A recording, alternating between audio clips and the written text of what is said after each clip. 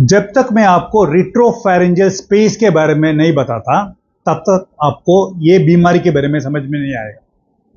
तो ये रिट्रोफैरिंजियल स्पेस गले में कहाँ है ये बताने के बाद इस बीमारी के बारे में डिटेल से आपको बताऊंगा।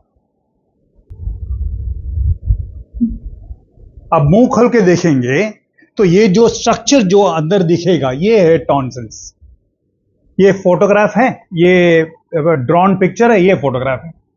तो ये जो टॉन्सिल है यही है टॉन्सिल। तो ये टॉन्सिल के सीधे ये जो दिख रहा है ये है फेरिंग्स, जबान के पीछे।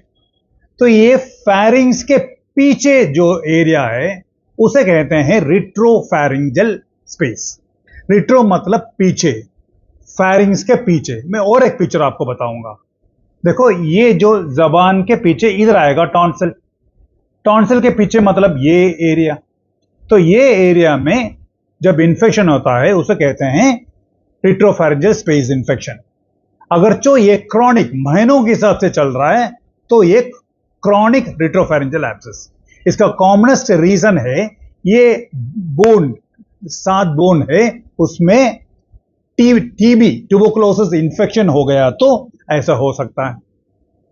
तो इसका commonest reason chronic retropharyngeal abscess का सबसे common reason tuberculosis of the spine.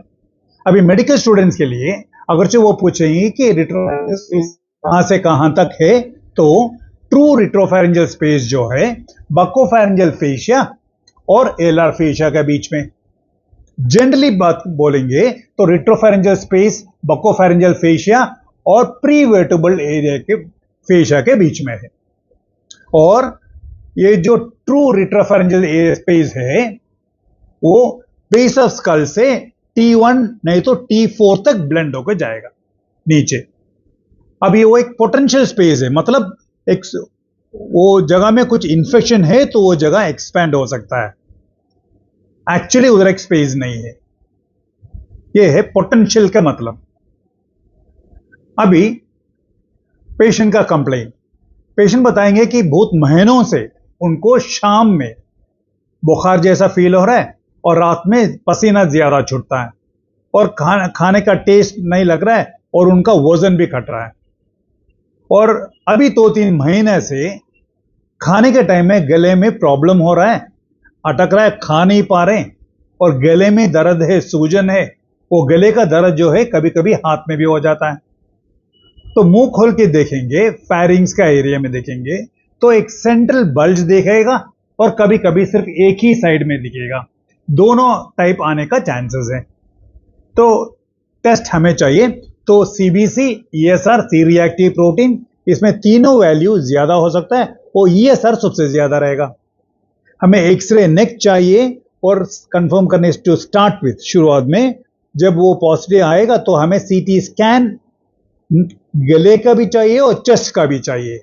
ऐसा चेस्ट का भी सीटी स्कैन ले लिया तो चेस्ट एक्सरे नहीं चाहिए। और मैं आपको एक चेस्ट एक्सरे बताऊंगा जो टीबी पॉजिटिव पेशेंट का है। हमें मैंटो टेस्ट करना है तो मैंटो टेस्ट में हाथ में इस जगह में प्यूरिफाइड प्रोटीन डेरिवेटिव इंजेक्ट करेंगे। इंजेक्ट करने के बाद ये टीबी सेंटर में होता है, करते हैं। तो इंजेक्ट करने के बाद 3 दिन के बाद ये जहां इंजेक्ट करें वो एरिया में चेक करेंगे तो उधर एक इंड्यूरेशन मतलब एक मोटागी जैसा रहेगा, तो उसे मेजर करके उसका रिजल्ट देंगे। और हमें हर दिन सुबह में 3 दिन लगातार एक ही 3 दिन मंडे ट्यूसडे वेडनेसडे ऐसा मिला के स्प्यूटम का टेस्ट करना है, बलगम का टेस्ट करना है। तो बलगम कलेक्ट करने के बाद उसमें एएफबी स्टेन करेंगे और साथ साथ पीसीआर सीबी नेट टेस्ट करेंगे। अगर जो पेशेंट को बलगम नहीं है तो एक दिन के लिए एडमिट करके एंडोस्कोपी ब्रोंकोस्कोपी करके लंग्स में से डायरेक्ट ब्रोंकियल लवाज करके उसका जो कलेक्शन है उसमें एएफबी स्टेन और पीसीआर सीबी नेट टेस्ट करेंगे। और साथ साथ में गले के अंदर जो सूजन है उसे एस्पिरेट करके निकाल के उस टेस्ट में भी, उस पस में भी AFB stain, Ziehl Neelsen stain और साथ साथ में PCR and CB NAAT test भी करना पड़ता है। ये सीटी स्कैन देखेंगे तो पस कलेक्शन है, साथ साथ में बोन भी डैमेज है। देखो इधर बोन डैमेज है और ब्रेन बोन स्ट्रेट भी है। अभी इसका ट्रीटमेंट तो जो भी कंफर्मेशन करने के लिए ईएनटी एस्पिरेट करके टेस्ट पॉजिटिव बता देंगे। अगर जो पस ज्यादा है तो उसको ड्रेन करना पड़ेगा। तो ड्रेन मुंह के अंदर से नहीं, बाहर से ड्रेन किया जाता है। ड्रेन करके कंप्लीट पस निकाल देंगे और इसको नॉर्मल करके डिस्चार्ज होने के टाइम में एक कोर्स एंटीबायोटिक और पेन किलर। और जब रिपोर्ट आ जाएगा आपको टीबी सेंटर जाना है। टीबी सेंटर जाके रिपोर्ट से बता के तो आपको एंटी टीबी रेजिम 6 महीने नहीं तो 9 महीने के लिए टैबलेट्स देंगे। अगर जो बोन डैमेज है, जैसे आप सीटी स्कैन में देखें, तो ईएनटी ऑपरेशन के बाद आपको एक डेट दिया जाएगा ऑर्थोपेडिशियन के साइड से। वो आपका बोन ठीक करने के लिए जो भी करना है वो आपको ठीक करके देंगे। डिस्चार्ज होके जाने के बाद अगर मैं अभी जो बोलने वाला हूं, ये ऐसा कुछ भी कंप्लेन है, आपको फौरन वापस जाके डॉक्टर से मिलना है।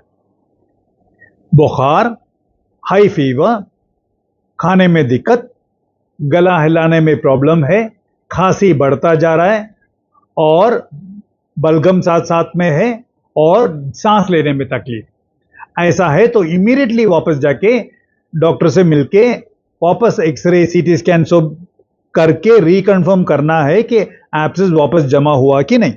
ऐसा है तो दोबारा करना पड़ेगा। ऐसा होने का चांसेस कम है, पर फिर भी आपको ये जानकारी है तो बेहतर है। तो ऐसा क्रॉनिक रेट्रोफेरेंजियल एब्सेस जो टीबी की वजह से होता है, ऐसा हम उसका इलाज करते हैं। नमस्ते।